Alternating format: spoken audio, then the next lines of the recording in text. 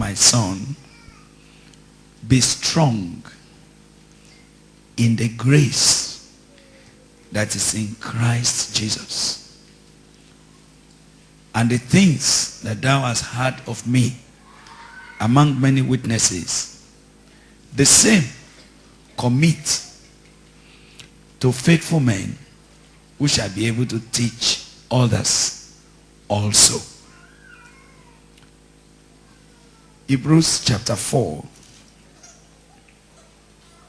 Hebrews 4. Are you in Hebrews 4? All right. We're going to read verse 14 down to verse 16. Hebrews 4, 14, 15, and 16. Seeing then that we have a great high priest that is passed into the heavens, Jesus, the Son of God, let us hold fast our profession.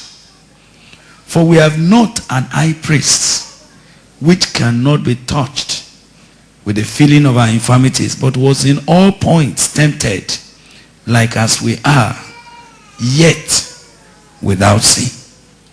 Let us therefore come boldly unto the throne of grace, that we may obtain mercy and find grace to help us in time of need. Let's take the final verse that we're going to read. The final verses. Chapter 12 of Hebrews. Chapter 12 of Hebrews. And we're going to read verse 15, verse 16, verse 17. If we have space, you can finish the whole chapter, but we don't have space. We'll read 15, 16, and 17, and then we'll go and read 28 and 29, and we will be ready for our study tonight. Looking diligently, lest any man fail of the grace of God, lest any root of bitterness springing up trouble you, and thereby many be defiled. Lest there be any fornicator or profane person as Esau, who for one morsel of meat sold his birthright. For you know how that afterward, when he will have inherited the blessing, he was rejected.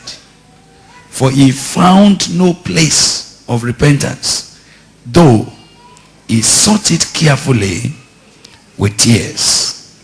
Wherefore, verse 28, we receiving a kingdom which cannot be moved, let us have grace, whereby we may serve God acceptably with reverence and godly fear. For our God is a consuming fire. Hallelujah. Amen. Let's stop there. Just to kick off our study tonight. Now I begin by saying that all those who became anything for God, there was only one thing that they discovered. They discovered the grace of God.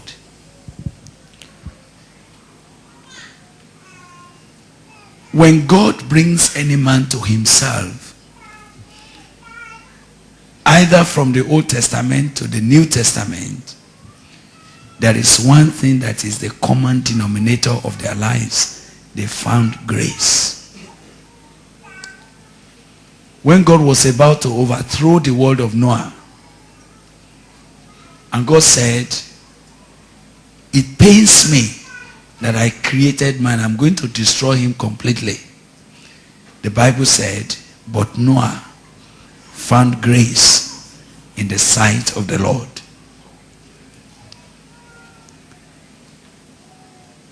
When Moses was leading the children of Israel, and he came to a point in his life and he said, God, if I have found grace in your sight, show me your way. Again, I realized that those who came to know the Lord, those whom God granted insight into the mysteries of the kingdom of God, it was because they found grace. It was not because they gained a credit. It was grace that came into their lives and brought them to where they are. Praise the Lord. Grace is what God longs to see in a man's life before he can help him. I don't know how to run through what I want to do tonight in a very short way, but I want to ask you to deliberately ask God to give you an insight into what is it that makes God to help a man to accomplish the mandate of God for that man's life. In all the men that God has ever worked with, one thing that is very, very clear about all of them, that they were the people that came to touch the reality of God's grace. Now, we have said in the afternoon that grace is not a license to be careless. We said grace, even though grace comes to the weak, grace does not make him weak. Grace is not weakness. Grace is that divine energy that brings a man beyond his limitations and places him as if to meet up with God's expectation for his life, and yet it is not coming from his own self-energy. Hallelujah. Let me say to you that the entire purpose of God for releasing Jesus Christ is that we might receive grace.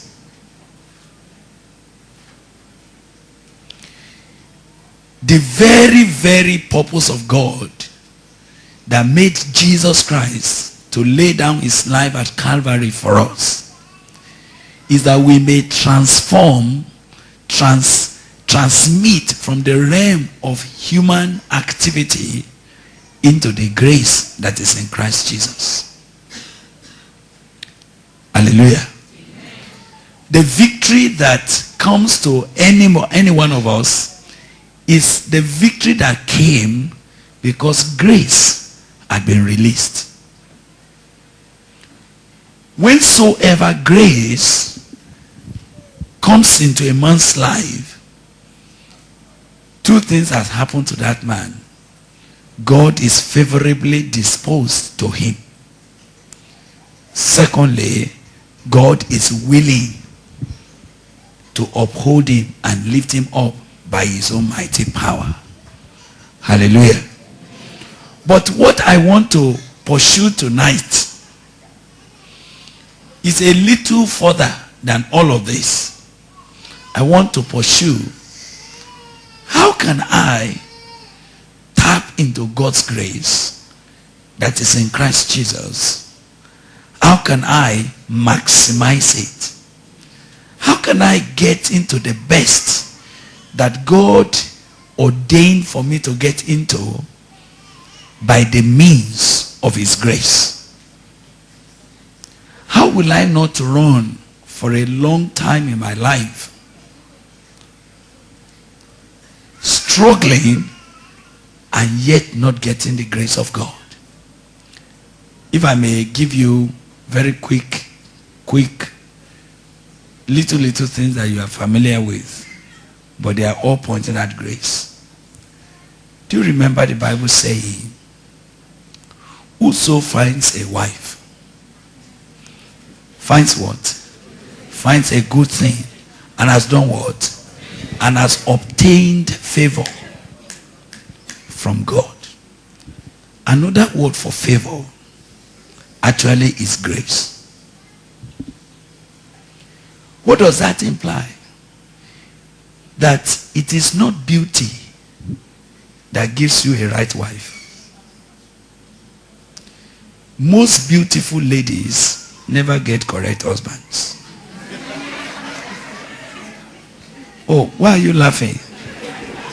So you have not seen them on the road. You've not seen that several ladies that depended on their beauty, they ended up with early broken marriages.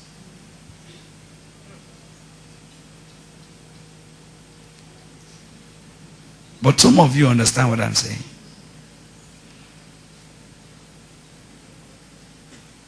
Many that came from broken homes, if you go and ask those single parents, they had everything.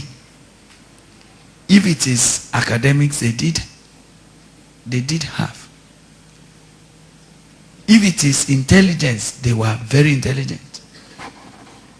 And if it is beauty, they were not dropouts. Are you understanding? But unfortunately, their marriage hasn't worked out. It's because these are things that only come when you have obtained grace from God.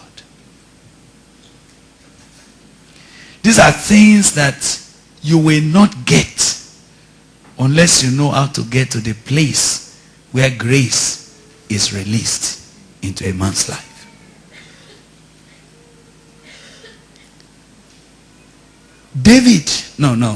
Solomon.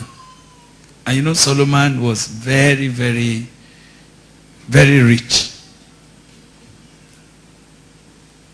Very, very blessed.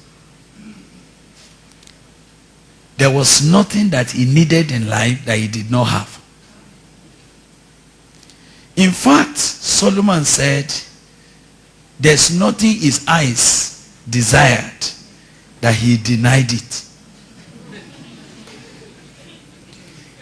He was so excited that he used his own life as an experiment. He wanted to know how he feels just to fall in love here and there. That's how he married 700 wives and had 300 concubines. And now you can't imagine what I'm talking about. For one man to be shred into pieces by 1,000 beautiful ladies that were pouring their affection on him.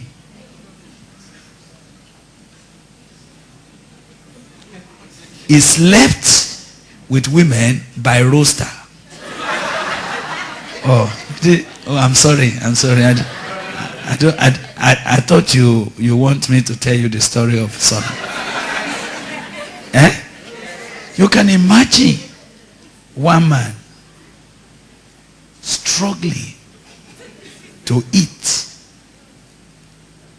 from 1,000 women.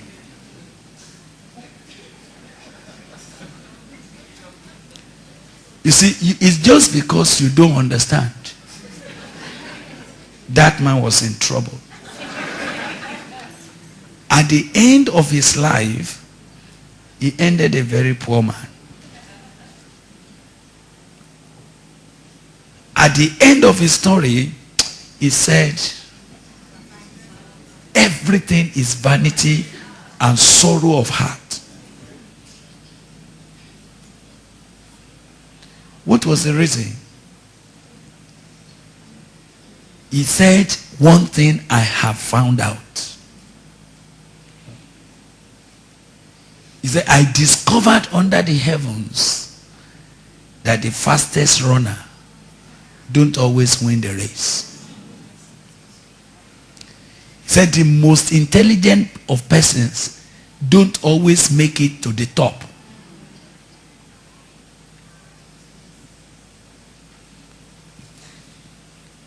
He said, the most energetic man does not always win the battle. He said, it happens by chance. To him, he calls it chance. But when you go to the New Testament, the Holy Spirit didn't call it chance.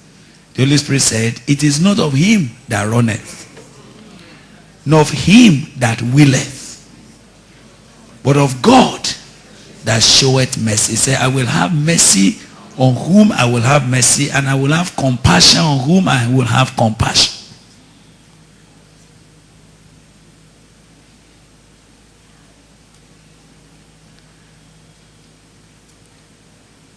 But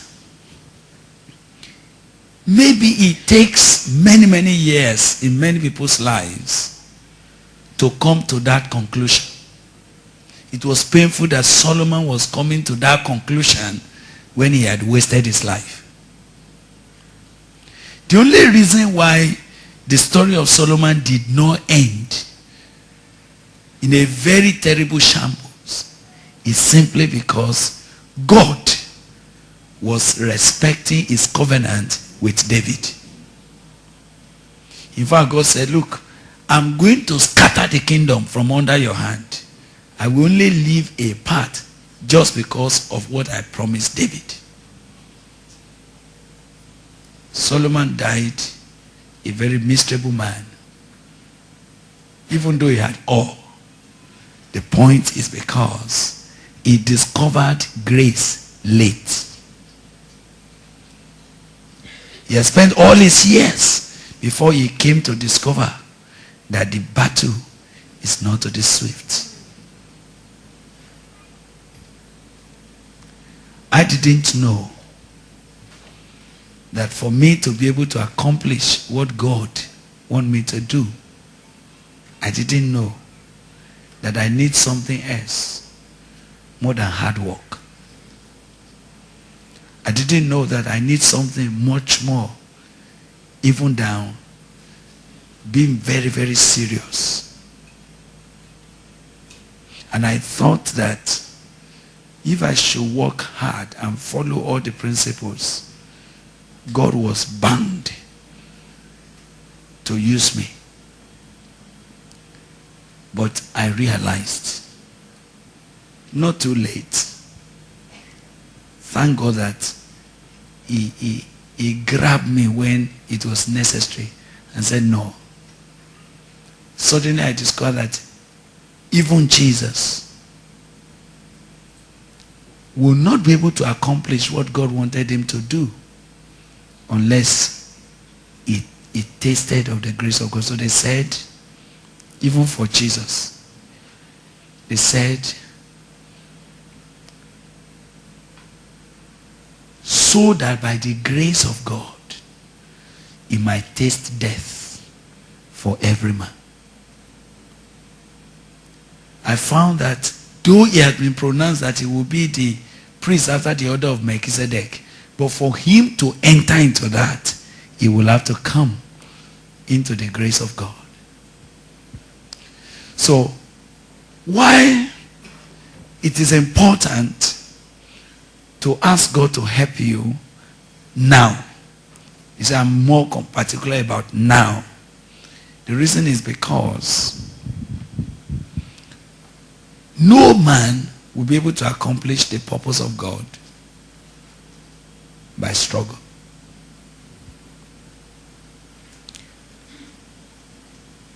And when I see lives that are still young, they have not wasted much if they come into grace. If I see wives, your marriage is not yet scattered, and God quickly introduces you to the throne of grace, then I'm excited. For you to know that it is not your argument that will win your husband. It's not how much you can talk that will give you the kind of home that you are desiring. Therefore, let us come boldly. Now, I thought that the Bible said the righteous man is as bold as a lion, isn't it? So I thought that if I'm coming to the presence of God boldly, I come because of righteousness. And I come to make my demand. But no, the Bible says, let us therefore come boldly, boldly to the throne of grace, that we may do what? Obtain mercy. Mercy not because you have just committed sin. Mercy because nobody ever merit anything and he will get it with God. I will have mercy on whom I will have mercy. I will have compassion on whom I will have compassion. So it is not of him that runneth. It's not of him that willeth. But it's of God that showeth mercy. The matter I'm raising tonight, I cannot press it beyond there because there's something much more quick that we can deal with, at least for now, in order to help each one of us to get going from here tonight. But may I say to you, brothers, may I say to you, sisters, that the essence of Jesus Christ going to Calvary is that we might receive grace. The fact that God knows that you won't be able to make it, he released Jesus, who himself is the embodiment of God's grace, that we might have. That's why that scripture says we don't have a high priest that cannot be touched by the feelings of our infirmities. But we have one that have been tempted at all points just as we are, but yet without sin. Therefore, let us come boldly, boldly, boldly unto the throne of grace. Let us come because we have a high priest that is there. Let us come. Let's come to tap into what grace can make of our lives. I wish to request somebody tonight to stop struggling with yourself. I wish to say to you, stop struggling. Come to the throne of grace. Come to where God have mercy on people. Come to where God helps people to become what he wants them to be.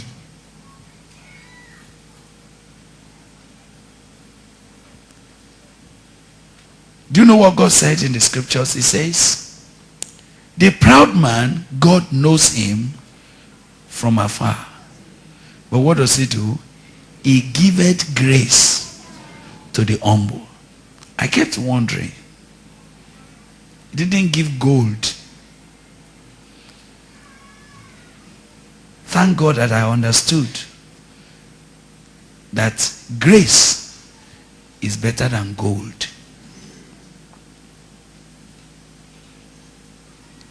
I I thank God that it's clear to me.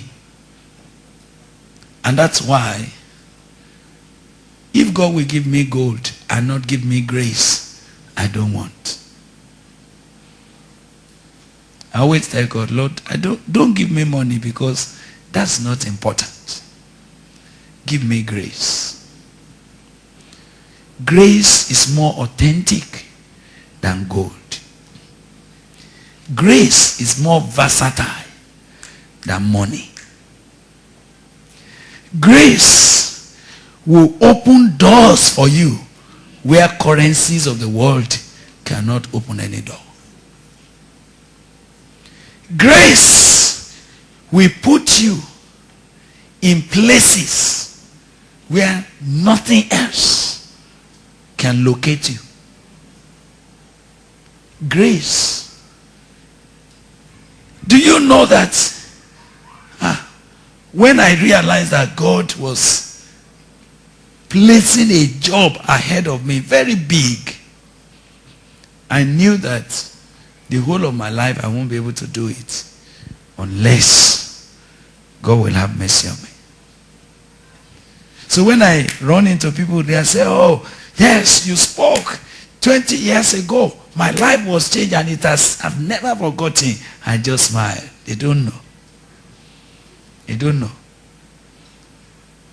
They don't know that that's something else. That's something else. That's grace. That's grace. That's the mercy of God. That will make our lives not to be a waste.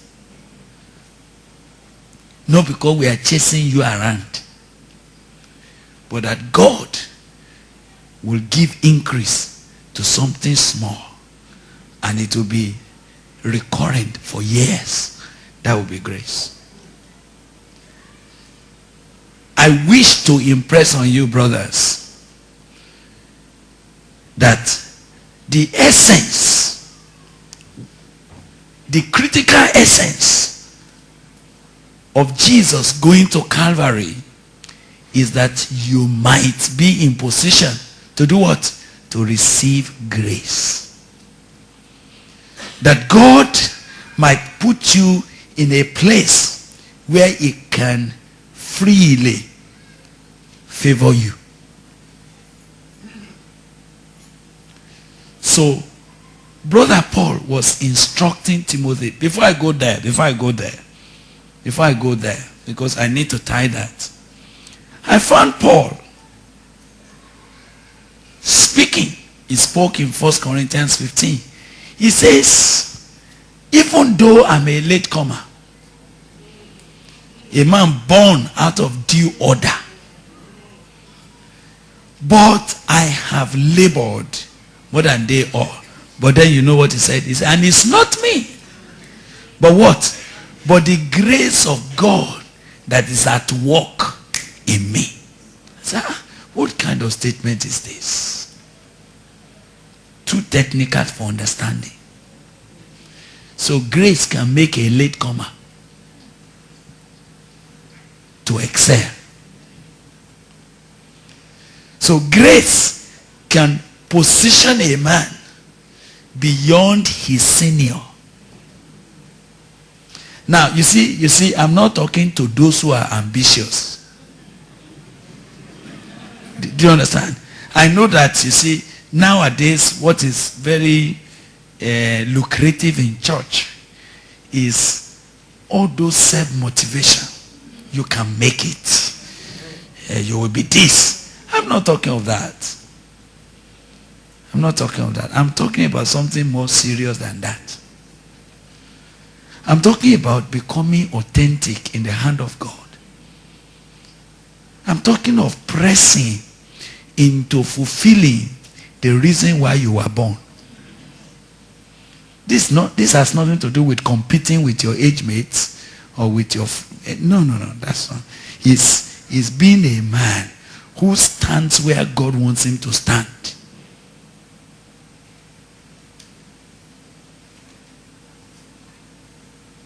Paul, when God began to help him with grace,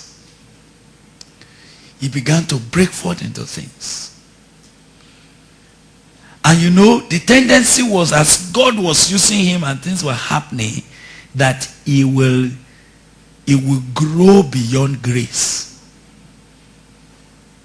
You know, a state comes in your life when you are no more so broken as to cry for grace.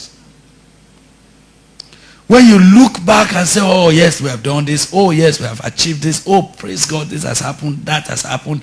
So that may become your credential.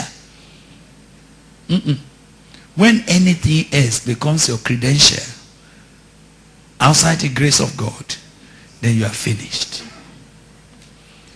Excuse me.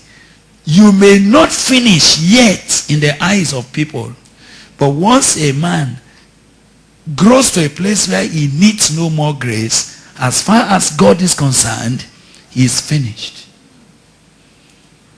And when a man is finished, it's a matter of time. All that you are saying about him is also going to finish. So God wanting to help Brother Paul so that he will always be on the intensive care. You know what they call the ICU of the mercy of God. See, when God wants to help a man, he puts him where he can always be qualified to receive grace. So the Bible said, it says, so that I will not be puffed up. God had to employ a messenger of Satan. Don't tell me whether it's sickness or not. That's not my business. I don't know whether it's sickness. The Bible didn't call it sickness. It said it's a messenger of Satan that buffeted him.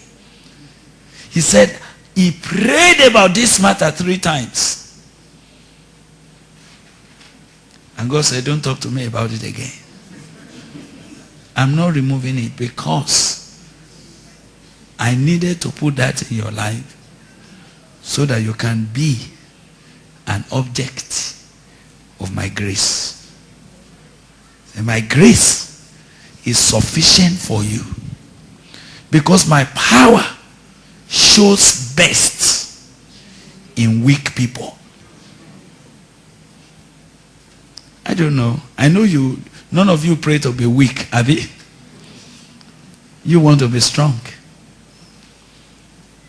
You want to be there, very strong, throwing your legs and your hand and everyone say, yes, we are in charge. If God wants to help you, he will cripple you. But you don't like to be crippled. But those who last in the purpose of God, they are those who limp, leaning on the everlasting arm. Because they can't do otherwise. Those whose thigh had been taken out of joint, who knows that if not the grace, I will not be able to do anything. Now, I'm not talking about slogan. I'm not talking about, many times they say, by the grace of God. And I know that that's just an empty statement. I know that that's not true. I know that for many people, they say it just as a slogan, by the grace of God. They already finished all their plan, then they just baptize it, say by the grace of God. That's not what I'm talking about. I'm talking about people that have become helpless. People that have come to a place where they are realizing that the only thing that will take me across into the purpose of God for my life is this helpless hanging on this buoyancy of God that makes a man to do beyond what he could ever imagine or think in his lifetime. I said, I perceive that at this stage in which this work is coming, I perceive that God wanted to set your life on a proper pedestal. I know I cannot speak about that seriously tonight. But if God wants to help this work, he will start teaching you how to receive this work by the mercy of God. How to get into what God is saying concerning your own life by his mercy. How to locate you into his will by his mercy. But let me move, because I must move now.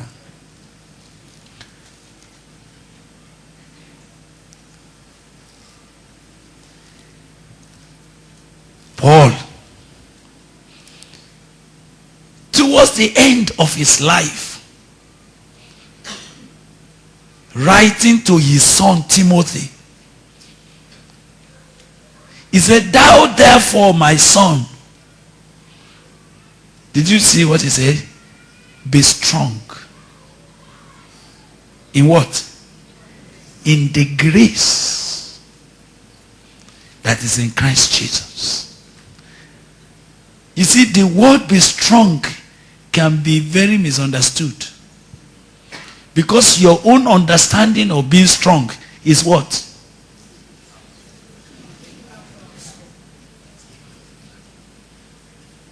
Is to have strong muscle, strong grip.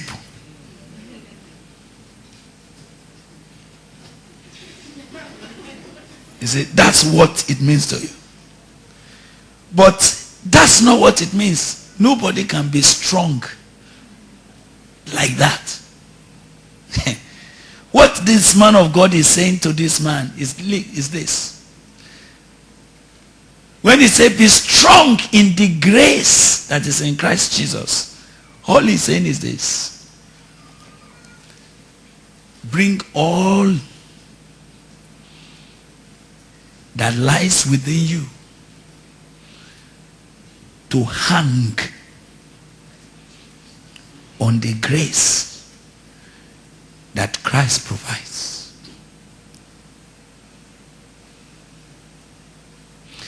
If you see a baby, those of you that were breastfeeding, when a baby is hungry for milk, how does the baby grab the mother's nipple? Tenacious. Because that baby knows by intuition that that's my last hope. Do you know that?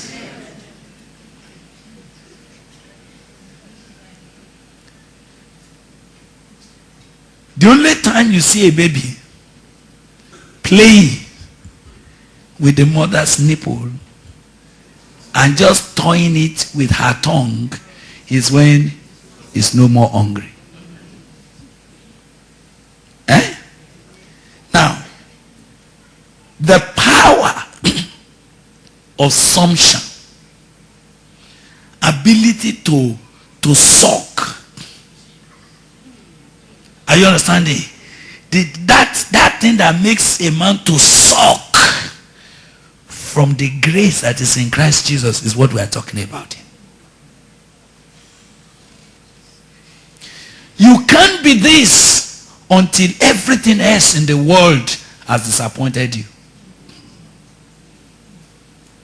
Some of you are not strong in tapping the grace of God because you have your hope somewhere else.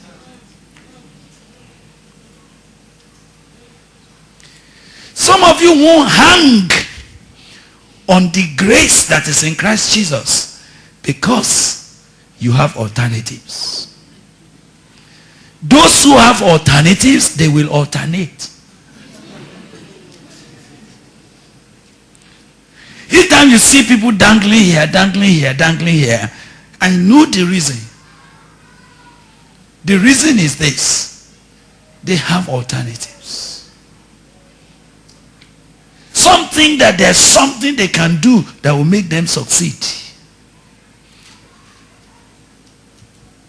some think we can just do some special advertisement and it will make our ministry great. I don't envy them. I don't. You know why? Why I don't? I have known that people listen to me not because of handbills.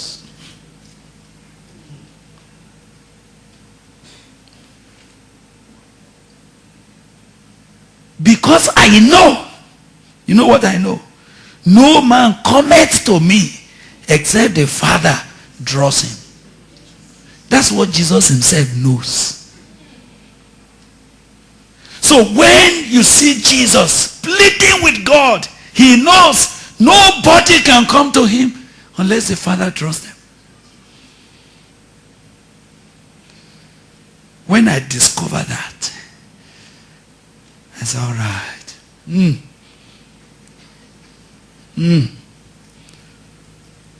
I said, God, so do you mean if I also hang on your grace, you can make my life to count in this generation? He said, why not? Why not? That's why many things don't appeal to me. The reason is because I know there's no end to it. Those things have no future.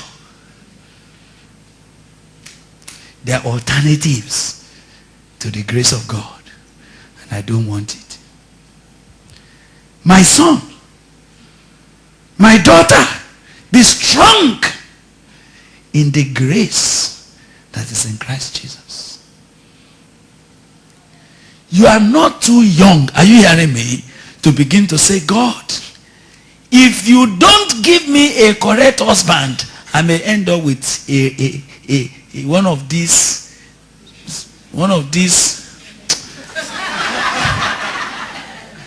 Do you understand me? They may even look like Christians. You don't understand? How many weddings were conducted in Pentecostal churches and it's not working out? How many that are pastors, their marriages have scattered?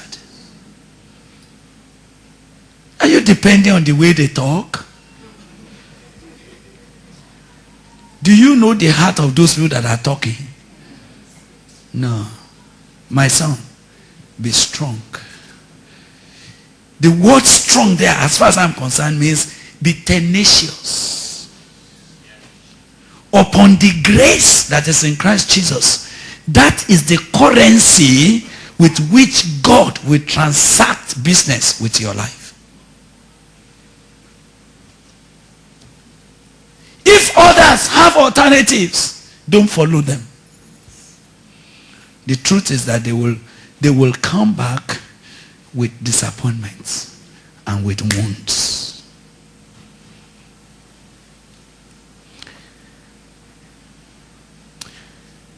I've said to you, if righteousness comes by the works of the law, then Christ died in vain. So Brother Paul said, I do not frustrate the grace of God.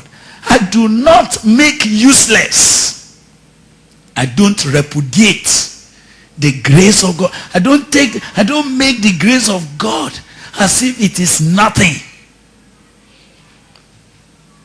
If there is another way to achieve the will of God and it has nothing to do with grace, then Jesus Christ died needlessly.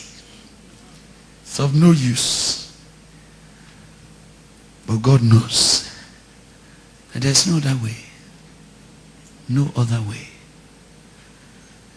I don't know any other way to do ministry and you will succeed. I don't know. I don't know. But let me tell you, he came to his own and his own did not receive him. So don't worry that many people don't see what I'm talking about. Because other things look attractive. Other things look inviting. Other things look exciting. Oh yes, oh yes. I say, yes, what? What? Where are you going? Where are you going? What is it? What is it that you are doing? What's the essence of what you are doing? Where is the authenticity of it? Is it not just for camera? Is it not just for show? You see men that they have big name, rottenness in their lives, rottenness in their secrets. Oh, no. I don't want to be like that. I want to be real. I want to be authentic. I want to be something that God would say, yes, I have a man. But the only way there is not of him that runneth. It's of God that showeth mercy. So when Paul was speaking about how to tap, and I want to say to you that there is all grace that you need from now till heaven is located in Christ Jesus if you look for it. You see, I'm talking about something tonight. I'm not talking about Jesus name. No, not talking of all that. All of these things are good activities to you, but your heart is somewhere else.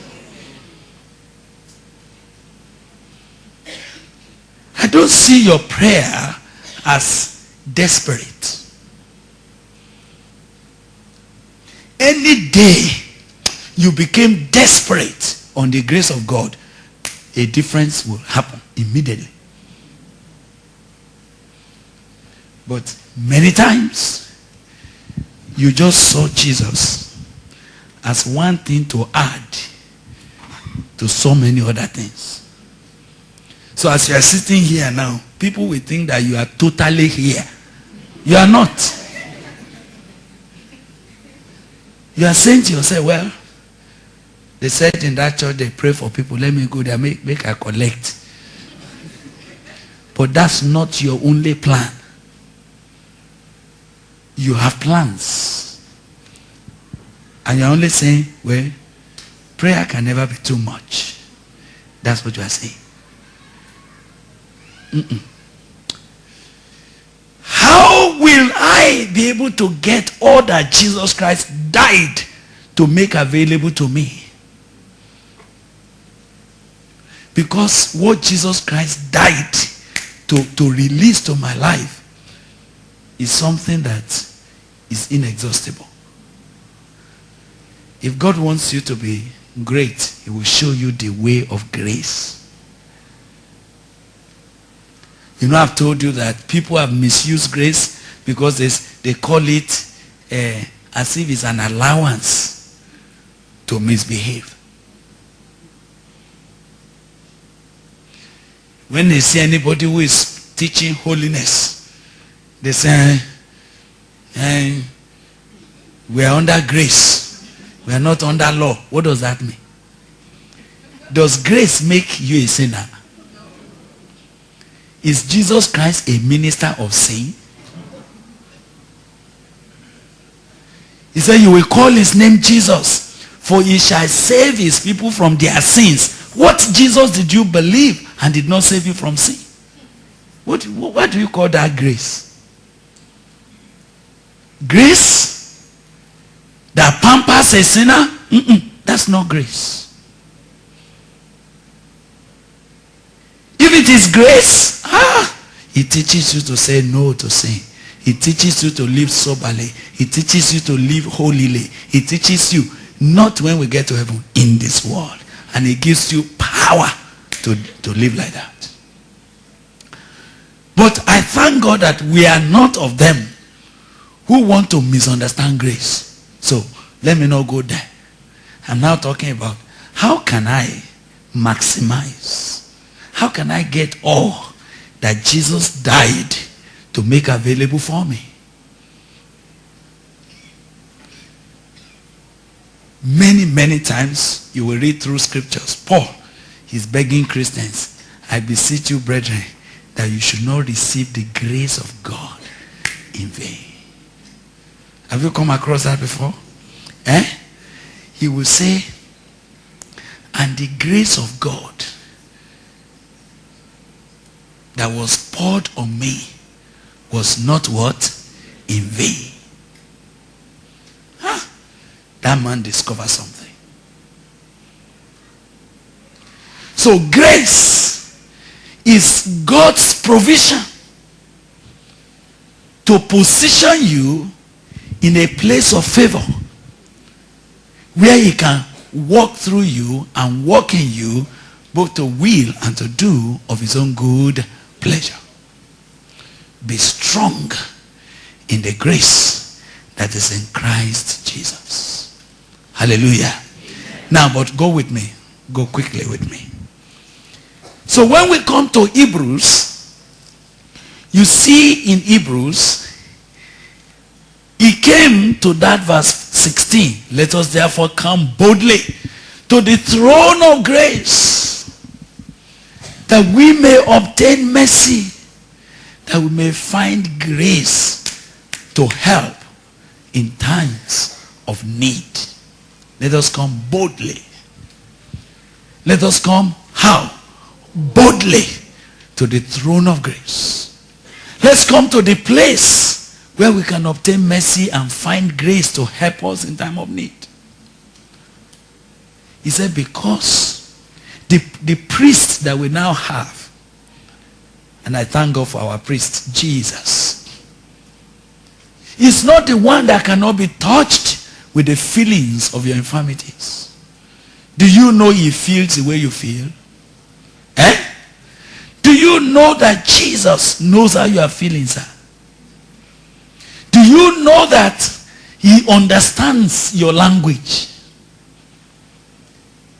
Whatever you are going through, he is not unfamiliar with them because he has experienced everything you are going through as it is. But he overcame. So he is able. If you are crying now, he knows. If you are feeling lonely, his friends have deserted him before. Some of you are saying, my brother, he didn't recognize me. What did his own brothers do to him? They didn't believe him. What did Peter do to Jesus? He swore before a small girl, I never knew that useless man. 5 hours ago, they were eating together. Are you getting me? And that young man said, I'm going to die for you. Now 5 hours after, I never knew him. I don't know him. We saw you with him in Galilee. Me? You didn't see well, oh. Me? You see me with that useless man? Nah. He changed his language. He started speaking slangs. Another one said, even the way you speak has already betrayed you that you are one of them. He began to swear. Said to God who made him, he has never met. And Jesus looked back. He overheard him. The master looked at him. Peter.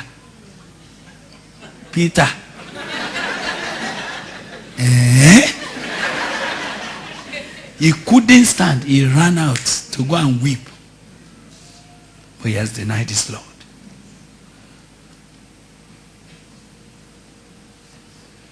There's nothing you are going through that my master did not go through, so that he can be qualified to help.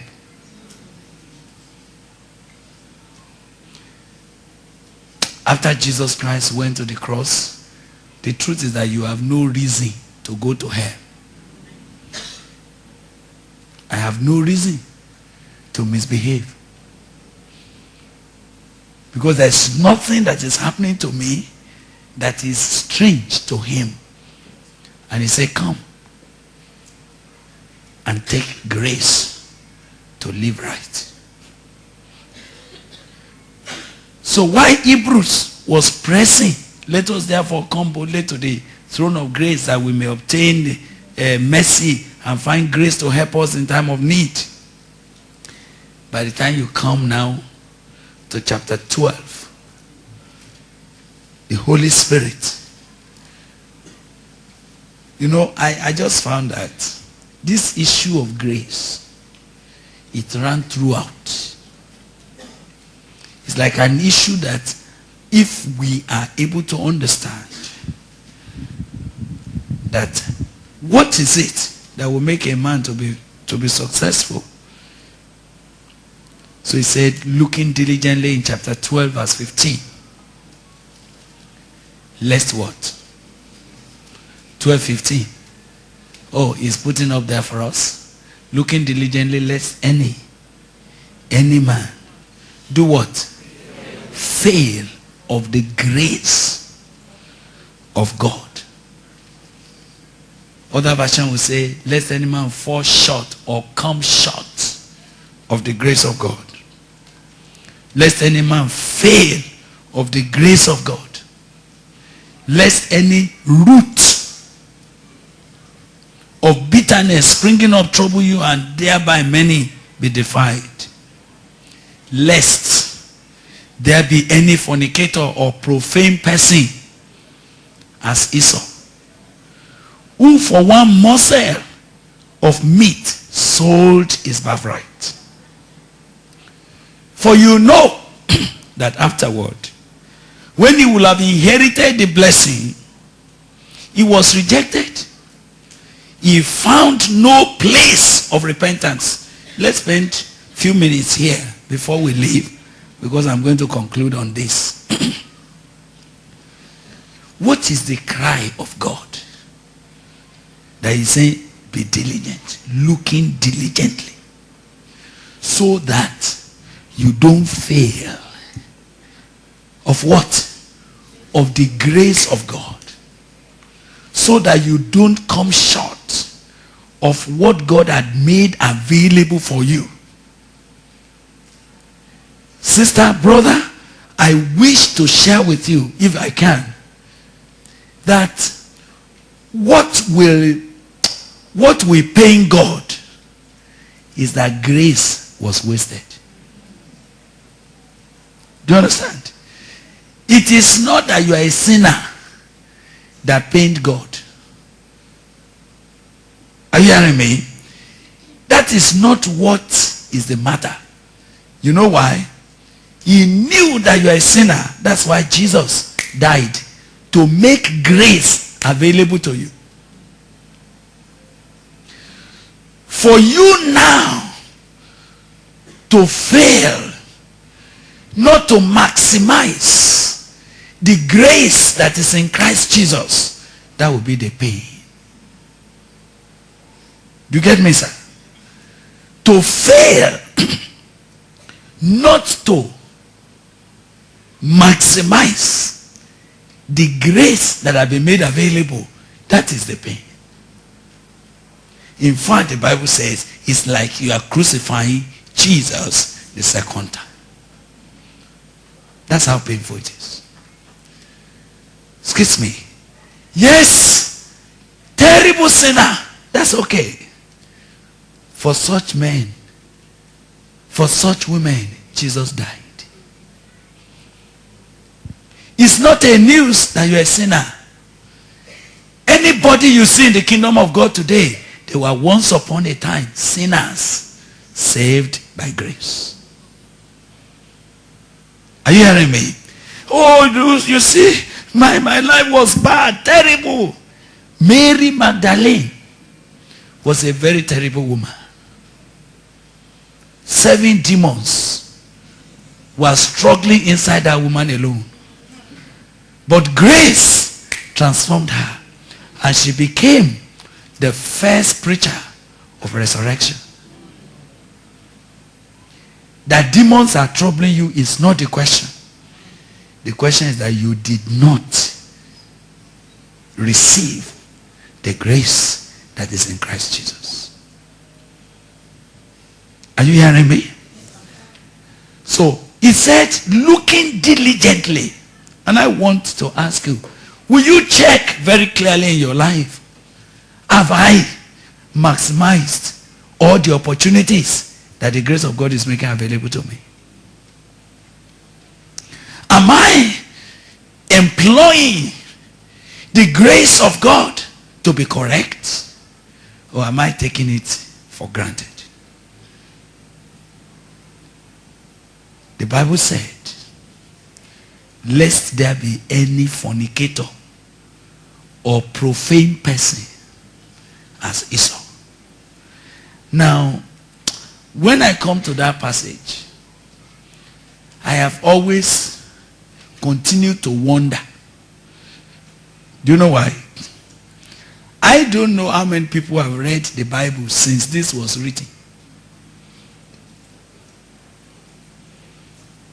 Can you suggest how many people you think have read this passage since the Bible had been written? Can you imagine how many millions and billions of people have read? And each one of them, as they were reading, they were going with, let none of you be like Esau. Let none of you be like Esau. And I said, what did Esau do? That everybody that passes through the Bible was warned not to be like Esau. When the Bible specifically mentions somebody's name like that, it becomes my own serious study. So I had gone back to study that thing. I wanted to know, what did Esau do? Because I don't want to be like Esau. Friends, you may think I'm joking. And if there's no tendency that you could be like Esau, the Bible wouldn't be saying it. If there is no possibility that so many good people of God could end up like Esau, God will not be talking about Esau. So what did Esau do? Number one, I noticed, and because I can't do the biographical study of Esau tonight with you, no. I can only just draw a few issues quickly. I found that Esau was born with grace. Listen, you see, if you happen to be the firstborn in any of these families, you become the heir of everything. It's not like in our own culture when you have 5 children and your father died, then they sit down, they say, oh yeah, let us share. When you are the firstborn, the family inheritance passes to you. Then you can decide to give your junior brothers anything you want. Do you understand? Now, but you have not understood this. Esau was going to be the firstborn of that family by 5 seconds. Because they were twins. Even when you have delayed twins, sir, what is the maximum period in between twins that are delayed? Let's say these are delayed twins. One is born now. The other one couldn't be born quickly. Will it be up to 24 hours? Eh? That's too long. That would be too long. If for 6 hours the other one is not coming back, they will quickly take her for, cesarean section. So, but this particular twins is not delayed. Do you know why? The Bible said the other one was holding. Do you understand now? So it's like as he was coming out, the other one was holding the leg. I said, no, you won't go. And yet he came out first.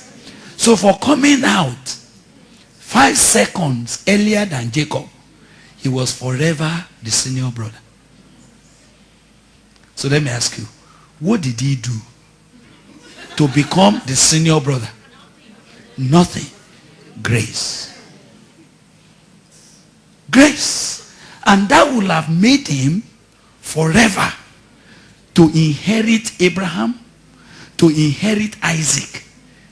All that they had, including all the promises of God, Esau was going to inherit it just for coming out 5 seconds ahead of Jacob. It was so recognized that whenever they want to eat in the family,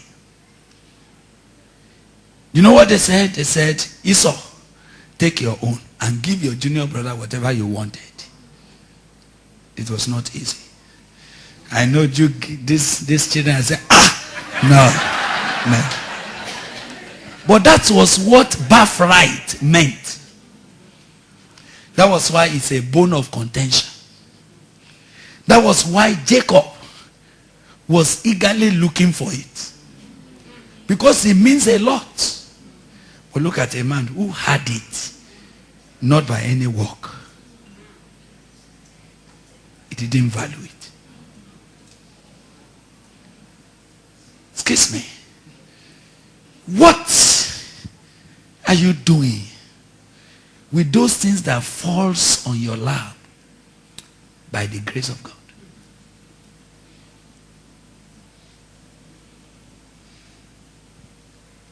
What are you doing with the opportunity to touch the reality of the word of God? I'm just coming from a country where the whole country, are you hearing me, is 100% Muslim. And you are not allowed to engage any of those indigenes in a religious discussion.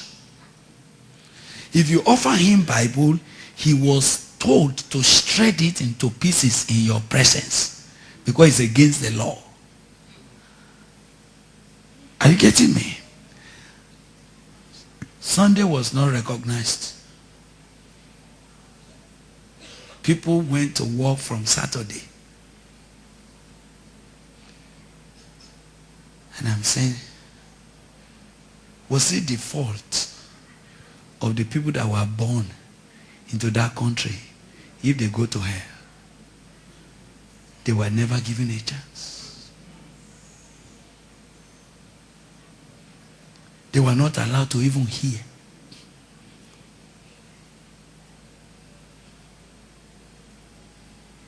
So the question is this. You were carried to church. Can you imagine how your parents were so eager?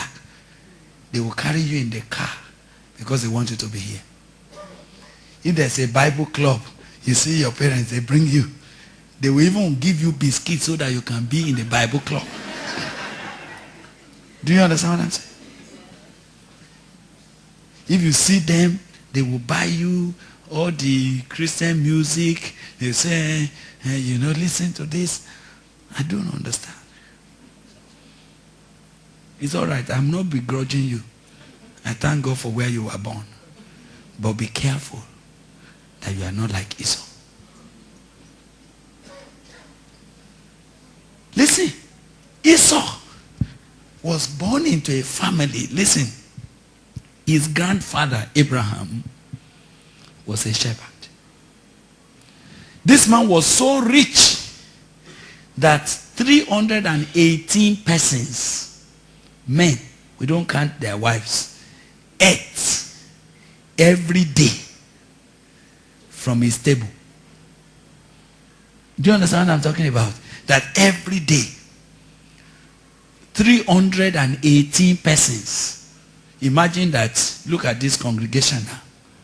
That all of you are eating morning, afternoon, evening in one man's house. They were killing cattle every day. If a visitor comes, he will just say, you guys go and bring one of those young calf and dress it quickly so that we can entertain visitors. That's how rich the man was. When he was about to die, he settled Ishmael and sent them away and gave everything to Isaac. Do you remember? Now, when Isaac was going to marry, he went again and married in the family. So the mother of Esau, her own father also is a shepherd. So on the maternal side, on the paternal side, there is plenty meat to eat. Do you understand? If he wanted just to be killing cow every day, if he wanted to be roasting rabbits every day, they are all in the flock. But this young man, the Bible said he became a hunter. You are not understanding. What was he hunting for? He was hunting for rats. He was hunting for rabbits. He was hunting for crickets. And some of you don't understand what I'm talking about because you've not even seen cricket before. But have you seen cockroach before? Okay. Cricket is in the family of cockroach. Do you understand? Actually, cricket is the bush cockroach. They're in the same family. But look at this. For this, he left what was freely provided. He was sleeping in the bush, looking for what he did not lose. Now, excuse me. If you were to catch 100 rats, put all the ties of 100 rats together, does it equal to just one small calf? I'm asking. But that was what he spent his life doing. You see, when we talk about not failing of grace, you are laughing. Do you know it's an offense to ignore what God has provided when you are beginning now to go about digging your own broken cisterns? Do you know it is a repudiation of the grace of God to ignore what Jesus Christ has provided while you are busy traveling up and down, going here and there, seeking water where there is none? Do you know that you might think it's normal? God is crying. Said this one is wasting my grace.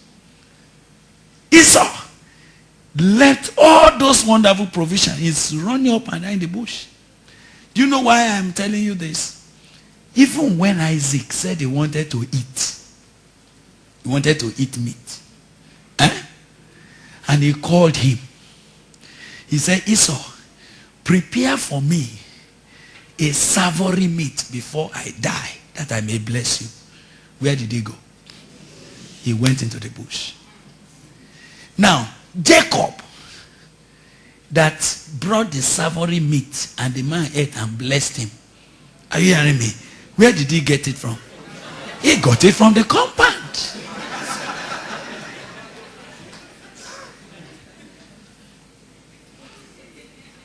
What he needed to please his father was in the compound. But he had to go into the bush. He didn't recognize grace. He took for granted what God made freely available. Esau while he went and became a man of the open country, he was not only hunting for rats, he was not only hunting for rabbits. Sometimes when they are digging a hole, thinking that it's a big rat, scorpion just came out and he beat him. Say, yeah. Then he will use sand to rub it. That's a son that could have been the son of a big man, made himself useless. Esau. Within those period of time, all the family altars, where his father should have been transferring the grace of God into his life, he missed it. He was too busy running everywhere. God couldn't bless him. Esau, he was not also only hunting for rats and rabbits, he also hunted for girls. You see that I told you that he and Jacob, they were born the same day, 5-second difference. But he had married 2 wives. Ever before Abraham or Isaac would ever think of how to pick a wife. Are you getting me? Why? Can you imagine what I'm talking about? You like this. God was preparing something for you. Something great for you. But you know, in your wide life, traveling about in the bush, hunting here and there, you already put your life in the hand of useless men. Tear you here, tear you there. When they have got the better part of you, now they just wrote you one sentence. Sometimes it's not even a letter, it's just a text. Oh my God. You do understand what I'm saying? Do you understand what I'm saying? This is a young man that was texting you every 12 midnight. There's nobody like you. In fact, I couldn't sleep. As I closed my eyes, I just saw a shadow. I said, who is that? Is that? I said, oh, I thought it was Rose. Oh, Rosie. And when he will write it, he would triple the Z. So you'll be thinking that you are confused. You don't know what you are doing. He occupies your heart with all those useless empty texts. Now when he has got what he's looking for, it is also just one line text. And it says, it's all over. You will cry. That time you will come to church. Isn't it? That time you say, I want us to pray. When you are going, did you request for prayer? You know, Esau wasted his life. He only came back when he was famished. He only came home when he was battered. So as he came tired, hungry, Jacob was at home making pottage. Let me ask you, where did he get the ingredients? It's from the family, it's from the backyard. Let me ask you, who owns everything that Jacob was cooking? It was Esau, but he didn't understand. He was begging. Say, can I please get something? And that young man was very wise. He quickly went and brought a piece of paper. He said, can you sign? Before I give you a spoon, can you sign that from today, 15th of July, the year 2000, that was happening? Sign. Now from today, you Esau Esau Isaac, hereby relinquish and transfer with all the benefits thereof of your birthright unto me. That from today you agree voluntarily to be my junior brother. Now you laugh, but you don't understand. You don't know how many girls sold out their lives just because 500 pounds. Just for that. You don't know how many have lost their greatest opportunity just because you feel under pressure. Say, I'm feeling lonely. Nobody is there with me. I'm lonely. That's why you took your phone and you called that boy. Oh boy, how you there? He said, so. Say, where are you now? Then he said, well, you see, can you just come around just to keep me in company? I feel lonely. How can you, when Jesus said, I will be with you, I will never leave you nor forsake you, how did you become lonely?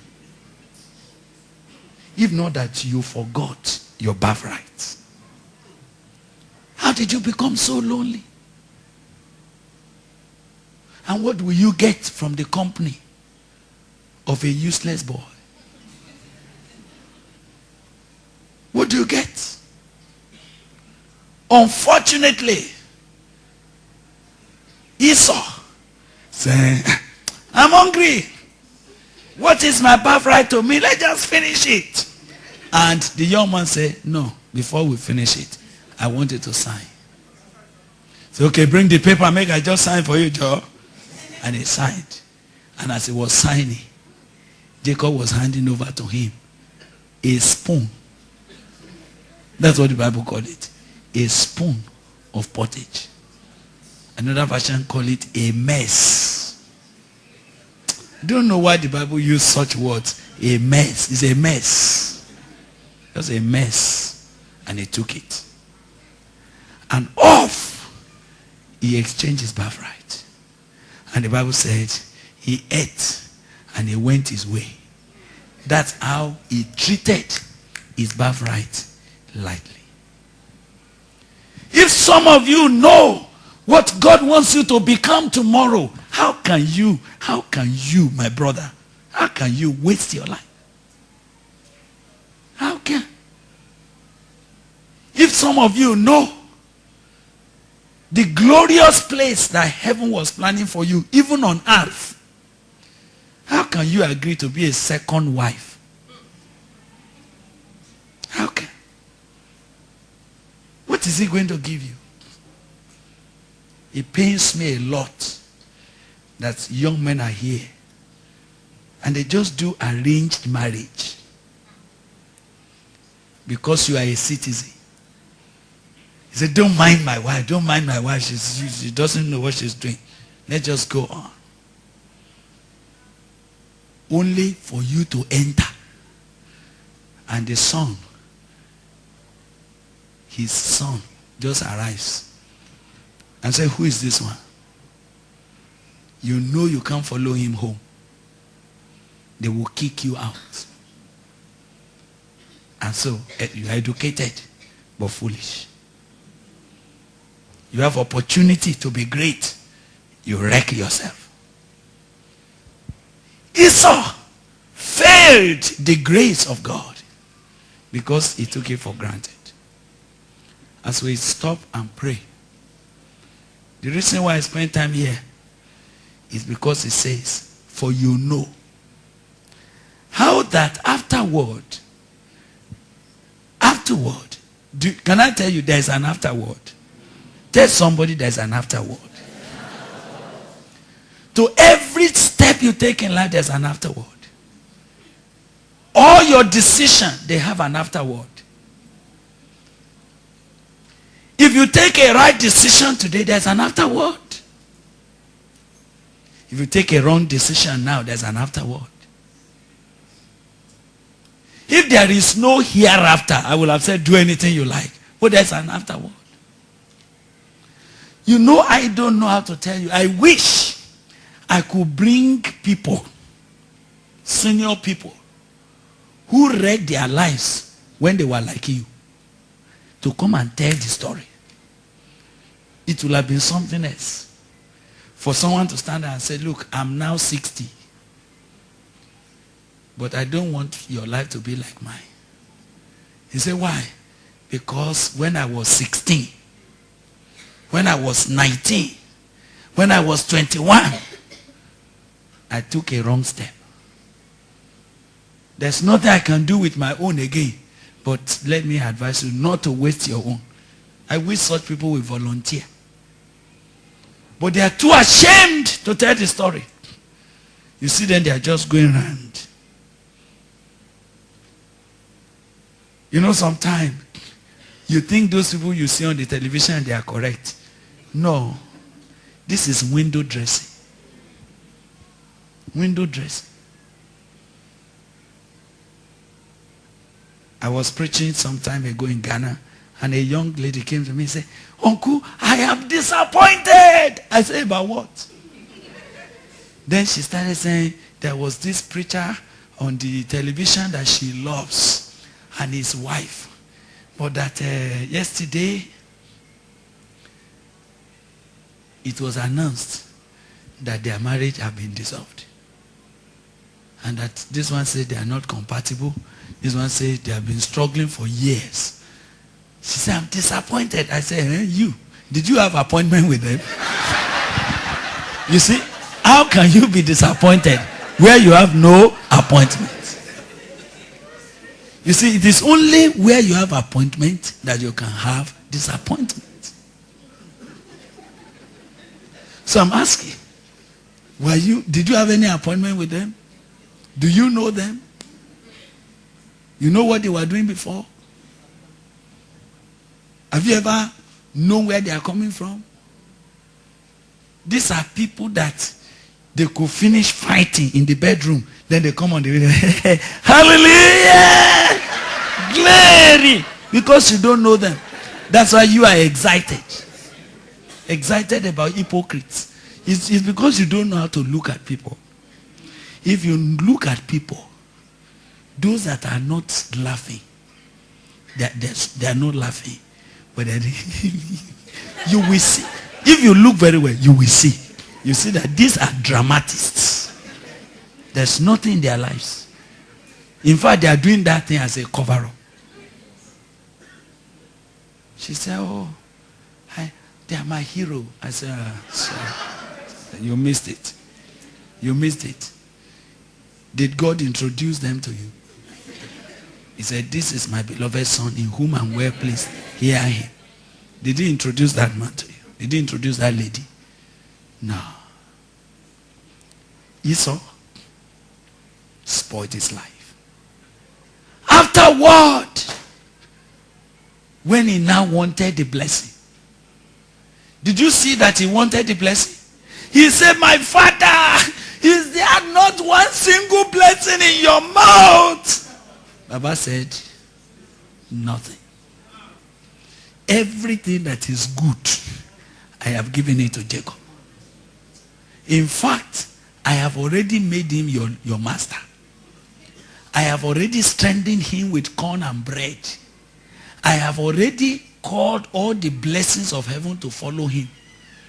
And I have said, it is out of his portion that all his brothers will eat. I've already blessed him. I can't change. If you want to get anything, just follow him.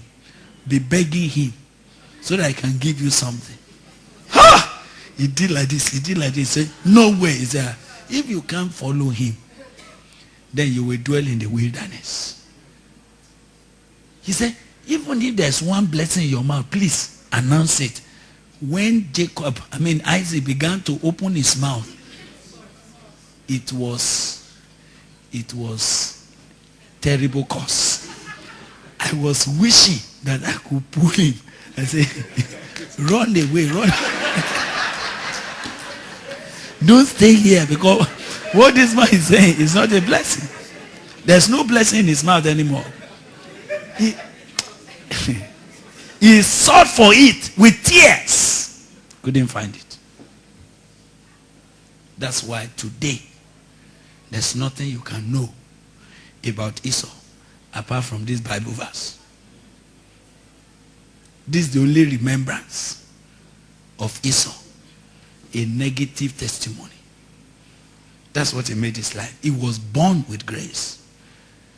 Do you know that he was born with a whole garment of airy clothing? While others are feeling feverish and cold, he had a natural cover.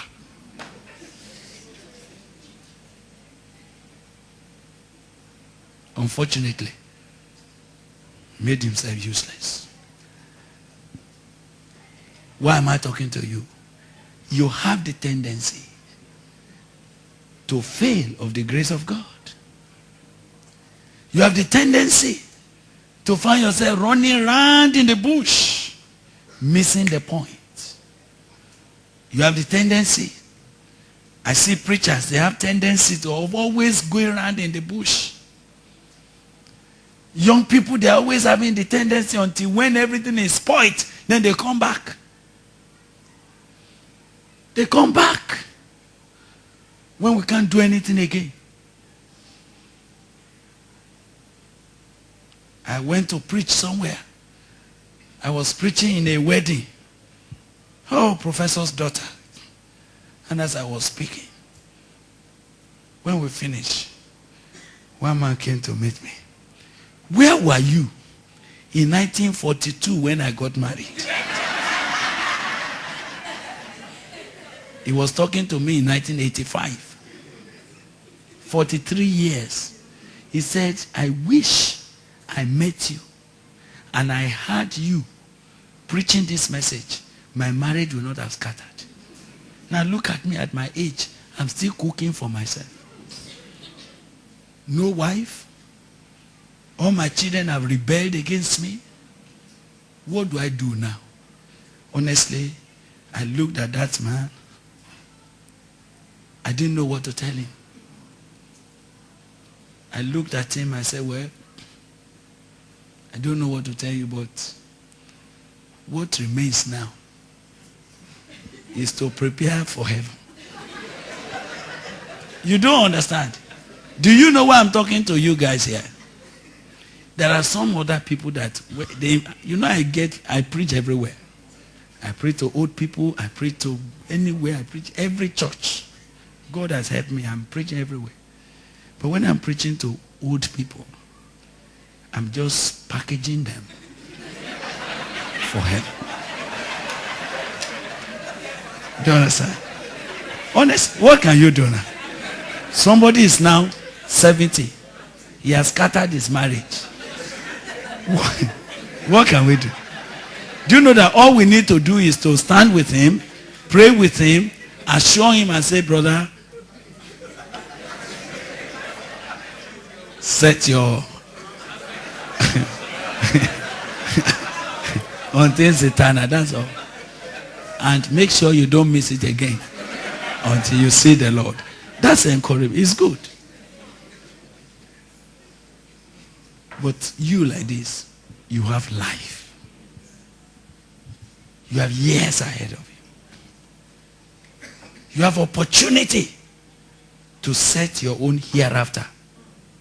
I want you to plead with God and say, Father, I'm not going to be like Esau. There's a hereafter. If you get my message tonight and you believe it, there's a hereafter. If you walk away and say, well, there's a hereafter. You see, for me, you don't do me anything. If you like me, praise God. If you don't like me, no problem. I'm telling you, you don't offend me. You can't be arrogant to me and I will be unhappy. No problem. You get me? You know, you can put your hand and walk and do like this. No problem. You know, no problem. Because I know If God loves you, you will come back. You will come back. It's only that you don't make experiments with an irretrievable life. If it is not your life, if it is something you are playing with, I'm not worried. I say, let him try. But here are you. You can only be young once. I hope you know. You are only young how many times? Only once. You're only a virgin once. Finished. You lose it, you lose it. You get pregnant for somebody that you don't like.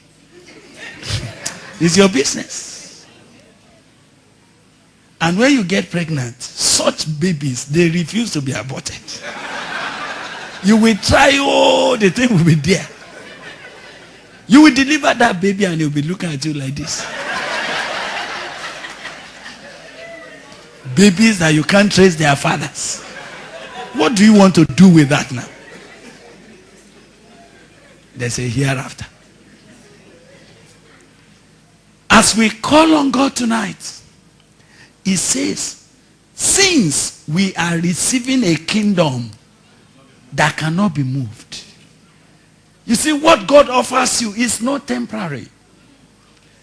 How? What God offers you is glorious. What God offers you is you eat and eat and eat and it will never finish. Saying that we are receiving a kingdom that cannot be moved. Let us do what? Have grace. Again, I saw the Bible saying, what you still need to have is what? Grace. Divine enablement to live right. Divine enablement to walk with God. Divine enablement to please him. Let us have grace. That we may serve God. How? Acceptably. With reverence and godly fear. Because our God is a consuming fire. I will be happy if the word of God helps you. I'll be happy. I'll say, thank you, Jesus. But if you choose, I remember a pastor, they were coming, they would come and one day they asked me, they said, please talk to us. I said, no, don't let me talk to you because it will affect you. They said, no, we want to know the truth. I said, the truth will damage what you are doing here. It's better for you to be ignorant and be doing what you are doing than for you to ask me to tell you what the Bible says. It will damage this thing you are doing. They say we want it. All right. So, we started studying the Bible. And as we were studying the Bible, they would say, hey, you mean this is in the Bible? I say, it is there. Why is Reverend Dr. This doing that one? I say, is Reverend Dr. This Jesus? They say, but we didn't know that. After that meeting, something happened to several of their lives. Changes were taking place. One of them, you know, sometimes something you know that is the truth, but it's difficult for you to let go. He came one day and said, Bro Ghile! You know, he was so annoyed. I was sitting, he came and said, hey, since we came to this thing, one cannot even move again. I said, to where? Where do you want to move to? He said, I don't want. I said, I said, brother, why are you doing this? Did I tell you to follow? Did I not tell you not to listen? I said, even now, I'm not holding you. Go from here. Now he stood up. When he got to the door, something, I don't know what happened to him. He said, but where can I go? How can I go away from the truth? I just want to tell you that you need to pray for me. I have seen the truth. I want to follow it. I said, if you don't want to follow it, just go. He went and came back and said, he couldn't go. He said anywhere else he went, they were always begging him to stay because it's important. He said, but when I came to you, you told me to go away. If I can go anywhere, and I cannot go. So he asked me, how can I get that kind of anointing that people cannot ignore? Even if they don't like it, they can't ignore it. I said, you want that? Then, let's settle down. Let us have grace to serve God acceptably. For our God is a consuming fire.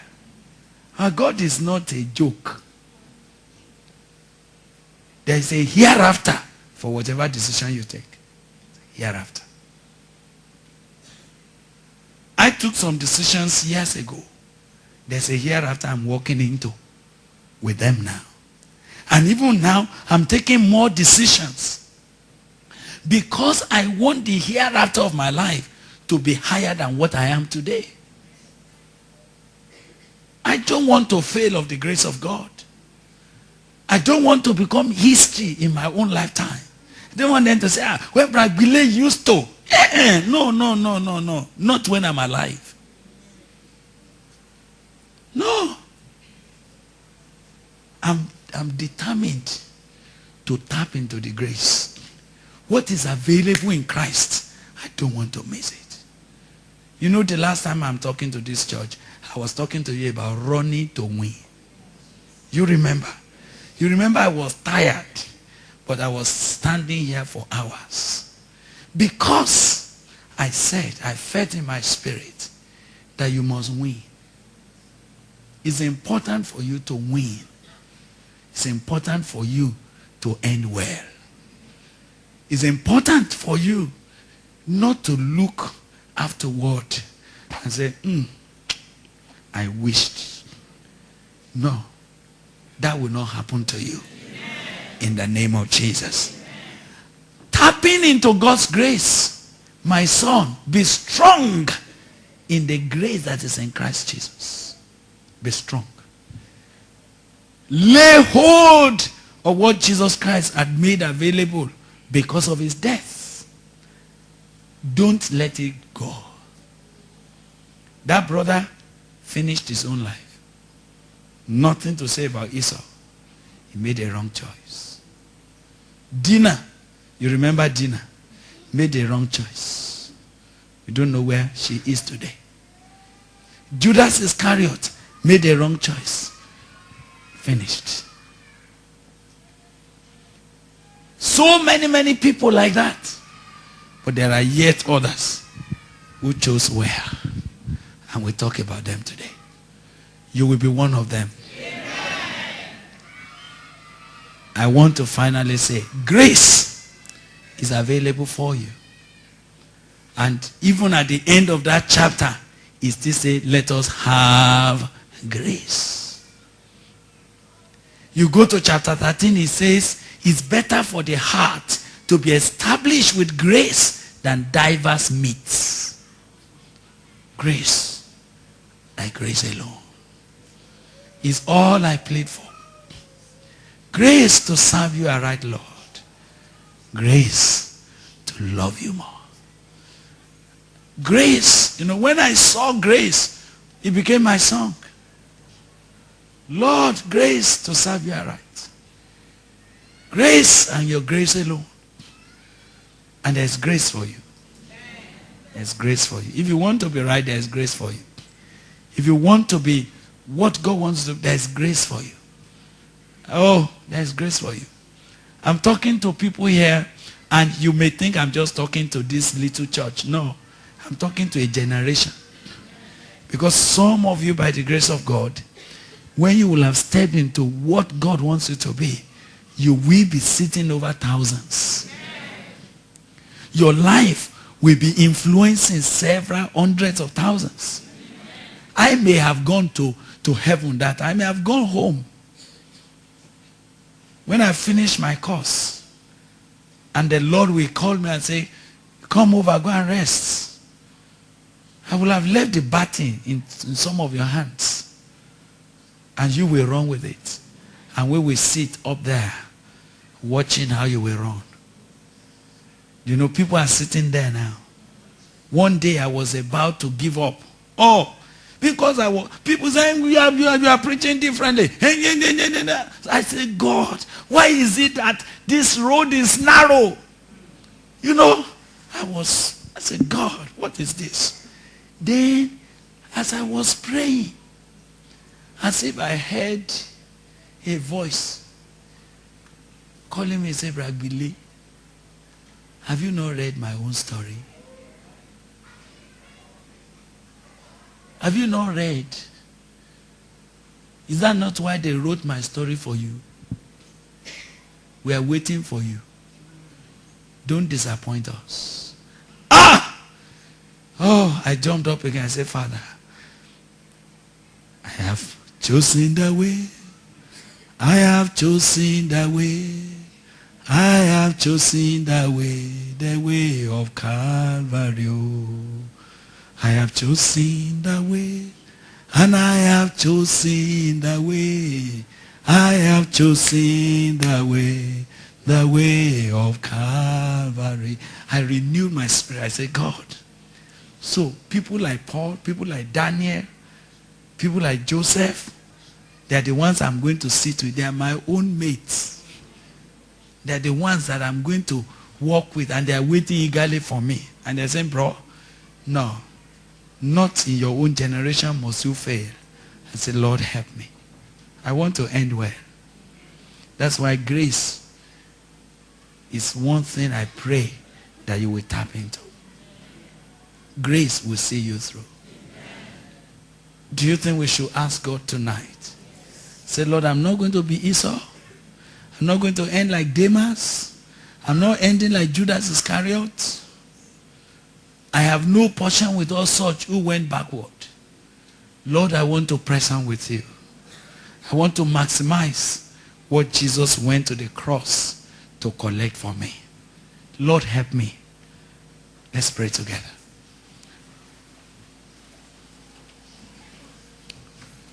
Let's pray together. Can I ask you to please bow your head? I would like to pray. I would like to pray. And as I'm praying, you may also want to pray. But as I pray that God will do for you what grace can do for any man. Father, tonight, even as I want to pray for this, my brothers and sisters, I feel that I must pray for myself first. That the grace that is in Christ Jesus, I do not want to come short of that grace. That you died at Calvary is to release the supernatural help of God into our own lives. That you went to the cross of shame and of sin. You were ridiculed and turned naked. The crown of thorns was pressed upon your head. Blood gushed everywhere. That I may receive grace. Grace to be right. Grace to be an heir. Lord, that I don't want to come short of it. Not, oh God, in my lifetime will I want to become an history. Holy Spirit, you have been faithful over the years. You are still faithful today.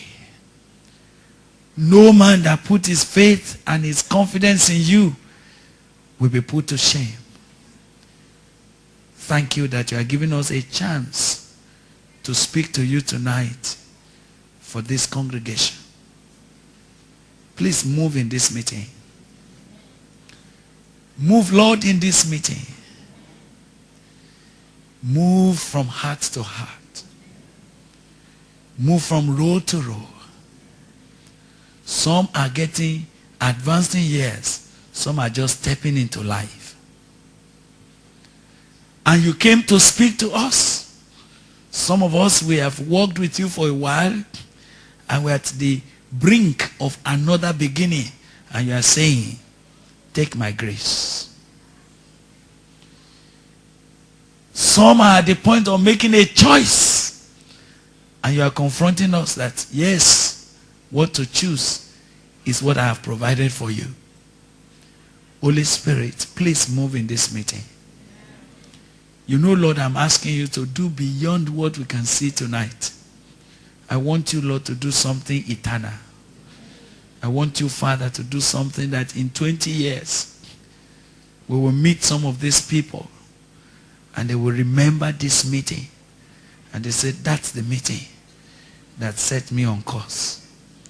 Holy Spirit, please, breathe upon us tonight. Breathe upon us the breath of life. Those who have come almost exhausted, let grace be released into their lives again. Lord, I'm asking you tonight, those who came seeking direction, let your grace appear to them. Lord, those who look back and say, I wish I had chosen properly. But I thank you, Lord, that this is not the end of their journey. I thank you, Father, that you have come. You are not late. You have come to help us at our time of need. And so tonight, Holy Ghost, do something we will not forget. Amen. Lord, even in that grace, there's healing. There is restoration. There is power. There is total recovery. That's what you went to the cross to accomplish. And yet people are looking everywhere because they think there are alternatives. Tonight, those who are saying, I don't want to go anywhere else. I want to hang on what you can do for me. Please, Lord, surprise them with your miracle. Bring to a conclusion that issue that have been recurrent in their lives in the name of Jesus Christ. Lord, somebody is hanging on you tonight and say, God, I will not let you go unless you help me. Someone is saying, oh God, I have gone round and round for too long. Break the circle for me. Do it in the name of Jesus. Father, you have also come at a right point to confront lives that needed not to just run around the bush.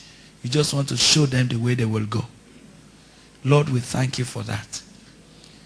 Will you please help each one of us at our various levels not to fail, not to come short of the grace that is in Christ Jesus.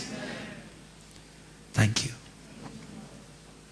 Some all the way from London, they came for this meeting because you dragged them here. Because there's something significant that must happen to them at this point. Lord, I'm asking, open your hand towards them now. And please pour upon them a blessing in the name of Jesus Christ. Thank you, Father. Now, please, you have 2 or 3 minutes to pray, to respond to God. Your response tonight has an afterword. There's always an afterword. There's a hereafter. Hereafter that is glorious. Jesus told Nathanael, said, hereafter you will see heaven open. And you will see angels descending and ascending upon the Son of Man. You will see greater things than this. Hereafter. There's a glorious hereafter. But it will depend on your decision tonight. There is an hereafter. This is not the end of the story. There's an hereafter for everyone. Will you please pray a definite prayer tonight? A prayer that you yourself, you will watch until it becomes a reality. Will you pray tonight and say, oh God, this GVC convention again must not be a mere story for me. I am putting my hand in your hand. I am putting my hand in your hand, oh God. Since you don't fail, I will not fail also. Please help me. Please help me. Holy Spirit, please help me. Holy Spirit, please help me. Thank you. Thank you. Thank you. Let's ask God to enter into a fresh covenant with our lives tonight. Fresh covenant. Fresh beginning. Fresh commitment. Let's ask God for that.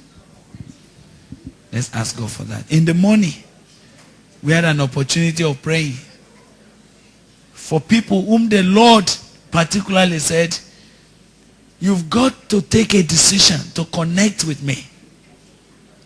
This night, it is possible that the Holy Spirit, having spoken about grace in the afternoon, and having come now and said, be strong in the grace. Don't be like Esau. Somebody needs to say to God tonight, please, Lord, call me. Draw me. Don't let me drift the way pressure is coming upon me. Help me, Father. Help me, Father. Thank you. Before I would like to pray for the whole church, I think we need to pray for those who must make a personal decision with the Lord tonight. People who must say to God, even though the wind is blowing, my anchor must hold.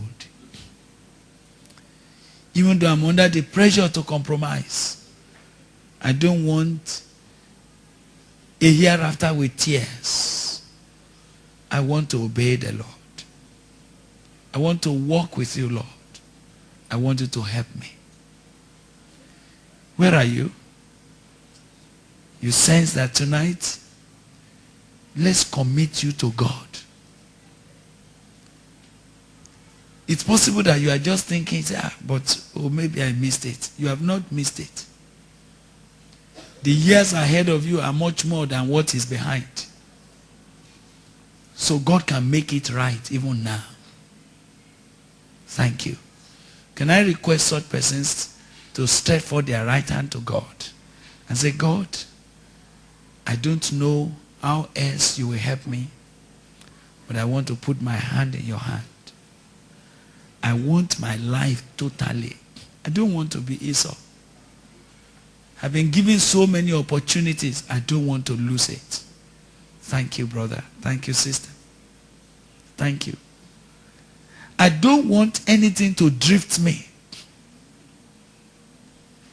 I don't want to fall a prey. Lord, help me. Thank you. If you leave that hand above your head, it will help us to pray together with you. Thank you, my dear sister and brother there. Please do it with your heart.